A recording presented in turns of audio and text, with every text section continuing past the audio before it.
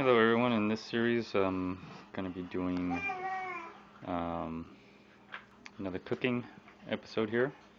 This is the episode of salmon. Marinate it and then cook it in my little homemade barbecue pit here. So let's see what we can do today. Alright, so the first thing I'm going to do is put on some sanitary gloves here. Already washed my hands, but just to make sure, I'd like to, keep myself really sanitary. Alright, so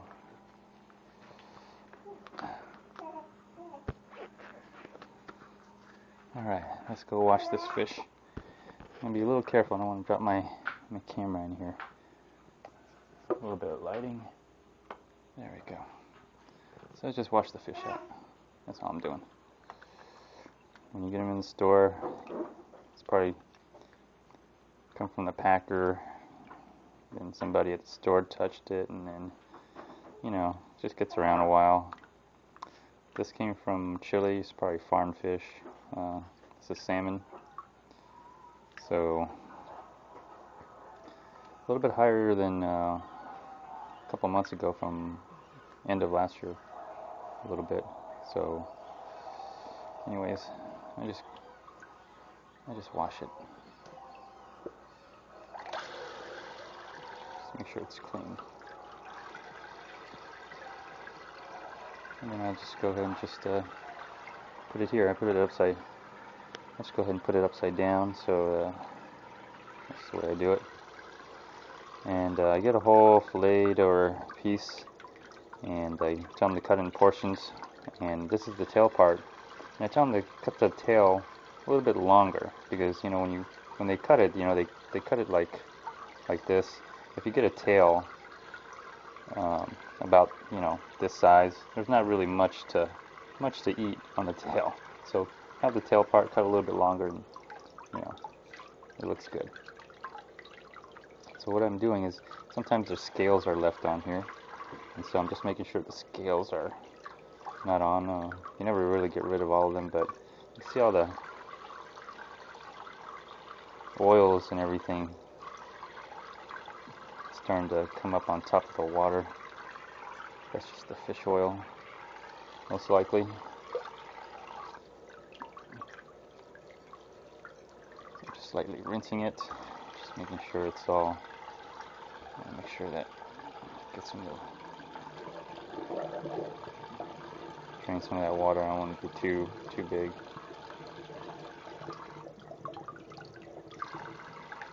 There we go. Again, just put it right there.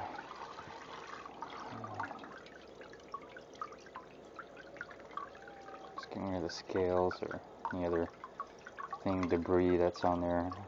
I just do that. Just do that with all your fish, or chicken, meat, or any animal product. If possible, rinse it.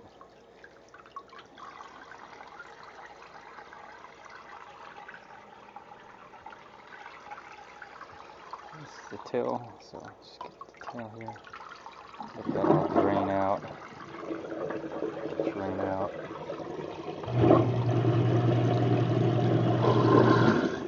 Garbage disposal there. See some of the scales here. This is probably going to have a lot of scales on it, yeah. So I'm just going to work on this tail a little bit.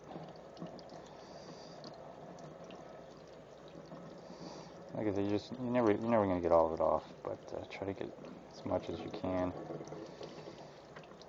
It just helps. And my wife likes eating the skin on this fish here.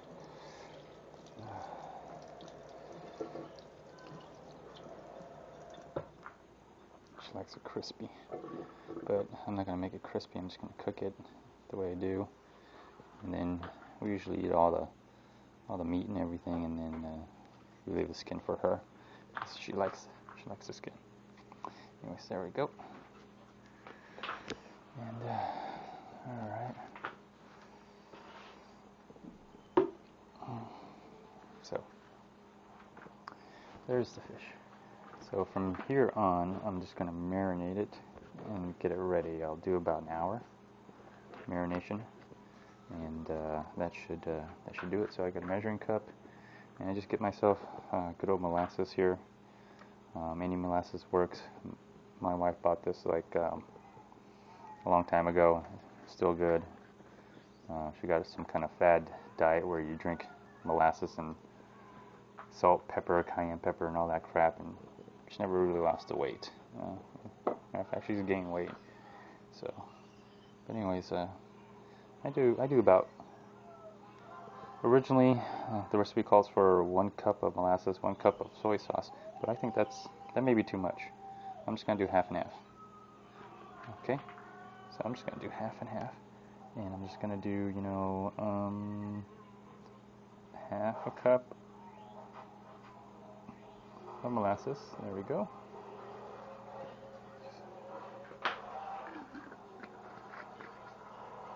Half a cup of molasses, and my wife likes this particular brand of soy sauce right here.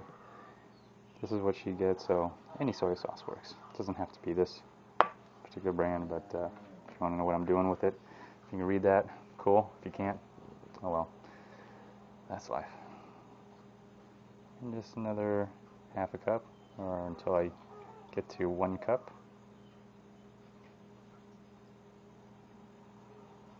And let's see how that works out.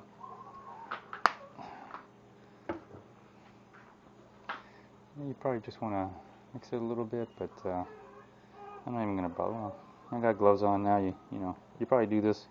All of you, I know some of you, when no one's around, I know you do this. You'll taste it with your finger, and then you'll put it back in there. All right? I know you've done it. All right?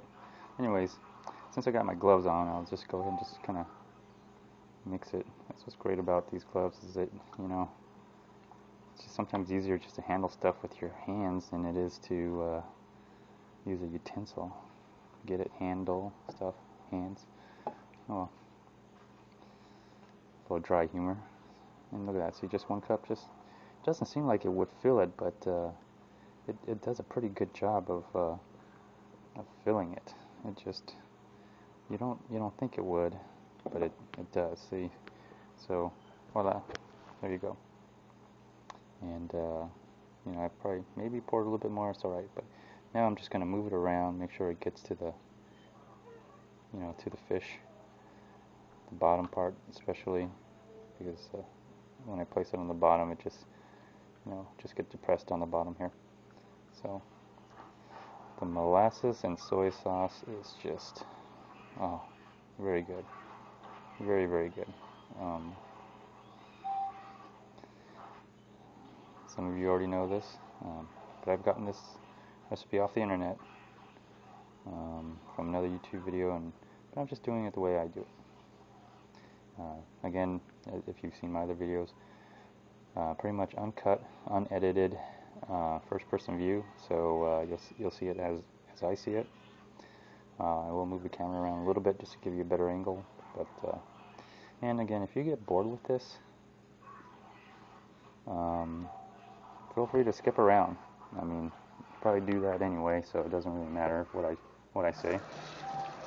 Some people totally skip the whole series. They'll get to the part 1 and then just go directly to the last part, and then they'll ask me all these lame questions, like does it do that, or does it do this? And if they just watch the rest of the series, they would see how it works.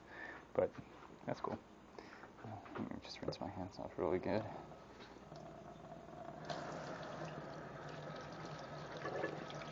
I know I have gloves, but I'll be touching other stuff with it. So these gloves really aren't for the people I serve food to. It's for me. So I just don't. After a while, you just kind of just don't want to touch this kind of stuff with your own hands. So, but it's sanitary for other people, I guess. So, put a lid on it. There you go. Let it marinate. A little bit in the afternoon, around 4 o'clock, so, you know, I usually start serving dinner around 6, maybe 7, you know, whatever works. Anyways,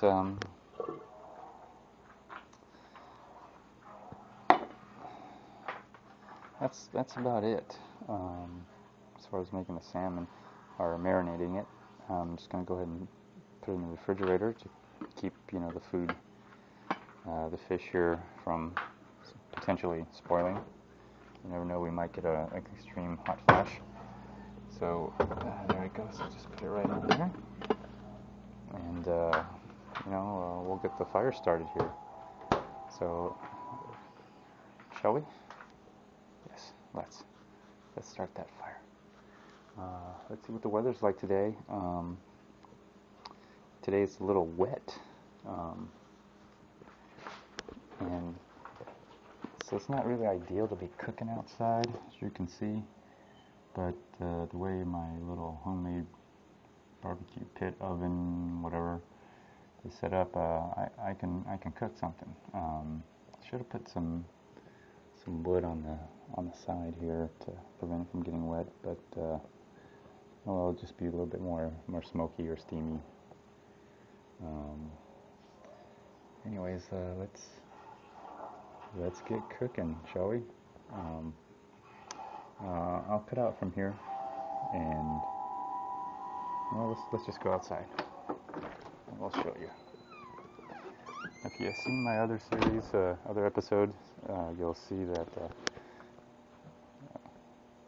my little welding. I have a welder. Well, this is one of my projects I put together.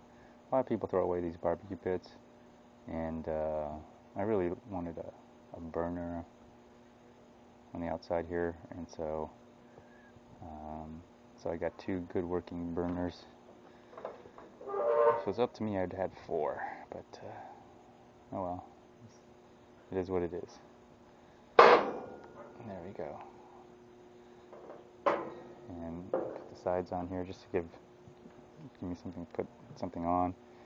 And someone gave me that tank when they were getting rid of their barbecue pit, and you can see my little welds here. They're not great, but you know what? It works. It works. By far, this is probably one of my best welds right here. It looks really good. Oop. Anyways, we're not going to be using that. We're going to be using this thing right here. Another thing I actually saw in another YouTube video. Originally it was for 8 feet. I decided to go ahead and make one a fireplace and one a barbecue pit. And it basically serves my needs. Some of the stuff came from, again, recycled pallets. Matter of fact, this playhouse is a pallet. Also warehouses some of my essential barbecue equipment. This is the inside, by the way. And it's dry. Doesn't get wet. I have a hatchet for cutting up pieces of wood to get the fire started. It doesn't make a flame, but makes that little spark. And because how I start my little barbecue pit is basically with this bad little boy here.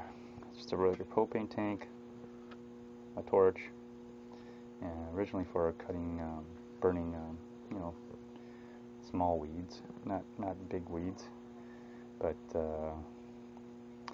and what's kind of cool is recently I purchased this some kind of coupling screw thing, which allows me to hook up my propane and refill the small propane. And I would buy this all the time, and I thought it was really stupid to,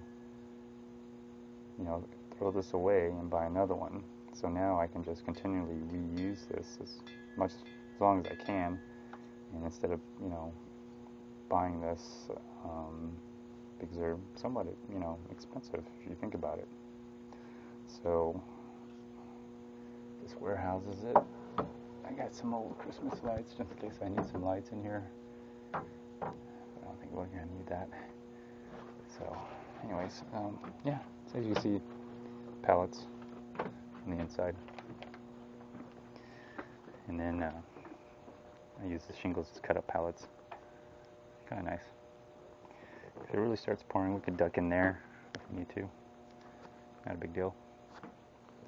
All right then. So I'll cut out from here. I'll get the fire started, and from there we'll start cooking.